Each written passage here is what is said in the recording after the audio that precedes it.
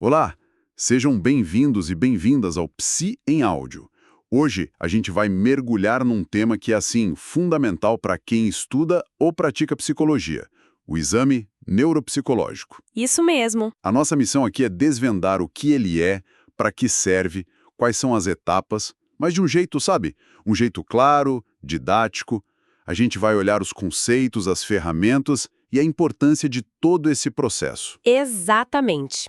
A ideia é construir uma base sólida de conhecimento, né? Sobre como a neuropsicologia investiga essa relação tão complexa entre o cérebro, a cognição e o nosso comportamento no dia a dia. Perfeito.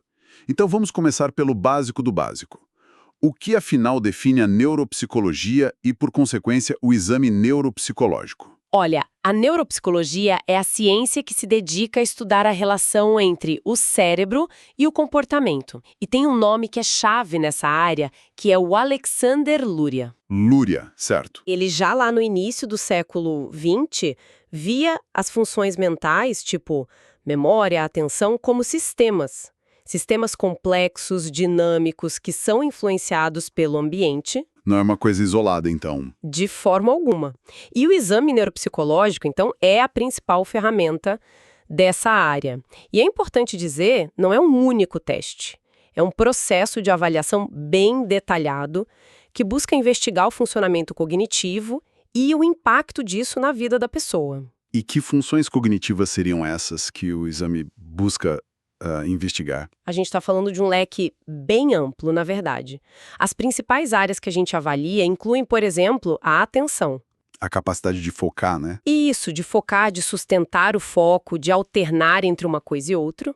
Também a memória, que é a nossa habilidade de adquirir, guardar e depois buscar informações. Seja de curto ou longo prazo. Exato. E um campo importantíssimo, as funções executivas, que é um termo que a gente ouve muito. O que entra aí? É um conjunto de habilidades super complexas, como planejamento, resolução de problemas, tomada de decisão, o controle dos impulsos e a flexibilidade mental. Além disso, claro, a linguagem, tanto a compreensão quanto a expressão, e as habilidades visoespaciais. Ok, é bastante coisa. Vamos tentar analisar isso na prática. Como esse processo todo de avaliação começa? Qual é o primeiro passo? O primeiro passo, e eu diria que talvez o mais crucial de todos, é a entrevista clínica, a anamnese. A conversa inicial. Isso.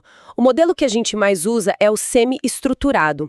Ele combina perguntas que já são pré-determinadas com uma flexibilidade para a gente explorar coisas que surgem ali, na hora, espontaneamente.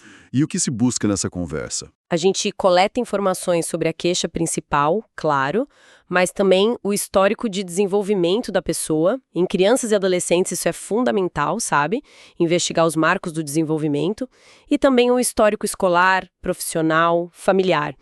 O objetivo é começar a levantar hipóteses sobre os sintomas e a origem deles. Entendi.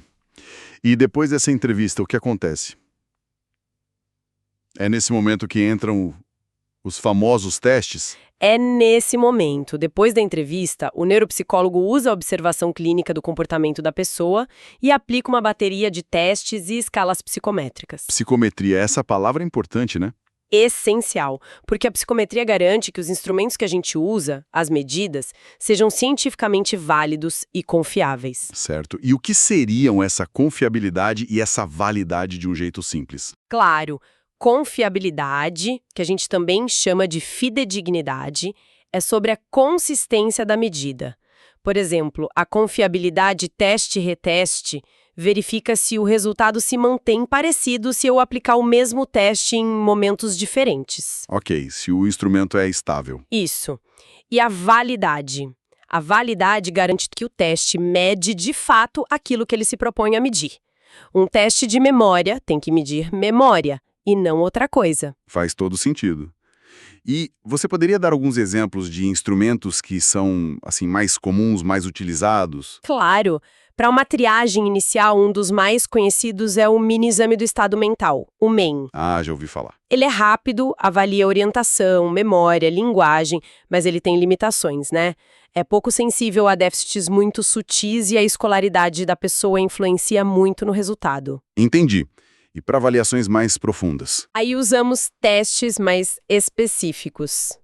Por exemplo, para memória, a gente pode usar o teste de aprendizagem auditivo verbal de Rey, o RAVLT. Ele avalia a capacidade de aprender e lembrar de uma lista de palavras. Certo. Para as funções executivas, o teste de Stroop é um clássico, ele mede o controle inibitório. E para habilidades construtivas e memória visual, a figura complexa de Rey é excelente. Mas, assim, a escolha dos testes depende sempre das hipóteses que a gente levantou lá na entrevista. Aqui, uma pequena pausa. Se este conteúdo está sendo útil para os seus estudos, não se esqueça de curtir. E para quem quiser aprofundar, a gente deixou algumas sugestões de bibliografia na descrição. Continuando, depois de coletar todos esses dados da entrevista, da observação, dos testes, como é que o profissional junta tudo isso para chegar a uma conclusão? As informações para formular um diagnóstico. E esse diagnóstico pode ser de 2 tipos, basicamente. 2 tipos. O primeiro é o que a gente chama de nosológico, que é a identificação de uma condição ou transtorno com base nos manuais, como o DSM ou a CID. Por exemplo, diagnosticar um transtorno do espectro autista ou um tipo específico de demência. É dar o nome para o que está acontecendo. Exatamente. E o segundo tipo é o diagnóstico ecológico. Ecológico. O que isso quer dizer? Esse vai além do rótulo diagnóstico. Ele descreve o impacto dos déficits na vida real da pessoa, nas atividades diárias, sociais, profissionais. Esse modelo, que está alinhado com a Classificação Internacional de Funcionalidade, a CIF, da OMS, é fundamental para o planejamento da intervenção. Ah, que interessante. Então não é só dizer o que a pessoa tem, mas como aquilo afeta a vida dela. Precisamente. E aqui é um ponto que eu acho fascinante. Como a observação clínica, o olho do profissional, pode ser tão importante quanto o resultado numérico de um teste. Ela é absolutamente fundamental. Tem um caso clínico que ilustra isso muito bem. Uma paciente, que no relato é chamada de Dona Laura, procurou ajuda por outro motivo, mas a amiga dela chamou atenção para o comportamento dela. Certo. Durante a consulta, ela se mostrou muito repetitiva, desinibida, comia em excesso, o que a gente chama de hiperfagia, e pegava objetos da mesa sem que ninguém pedisse. Nossa, pegava os objetos? Sim, e esses comportamentos que indicam uma síndrome de dependência ambiental são sinais clássicos de disfunção do lobo frontal. Essa observação qualitativa foi mais reveladora do que muitos testes poderiam ser sozinhos, sabe? Ela guiou toda a investigação. Incrível. Então, o que tudo isso significa no final das contas? Qual é a finalidade principal de um processo tão detalhado como esse? As finalidades são várias e muito práticas. Primeiro, a avaliação neuropsicológica serve para auxiliar no diagnóstico diferencial. Diferencial, como assim? Por exemplo, ajudar a distinguir entre um quadro de depressão e uma demência em estágio inicial, cujos sintomas podem ser parecidos. Entendi, para não tratar uma coisa pensando que é outra. Exato. Outra finalidade é identificar transtornos do neurodesenvolvimento, como TDAH ou dificuldades de aprendizagem. Também serve para mapear os pontos fortes e os pontos fracos da pessoa, o que é essencial para planejar uma intervenção.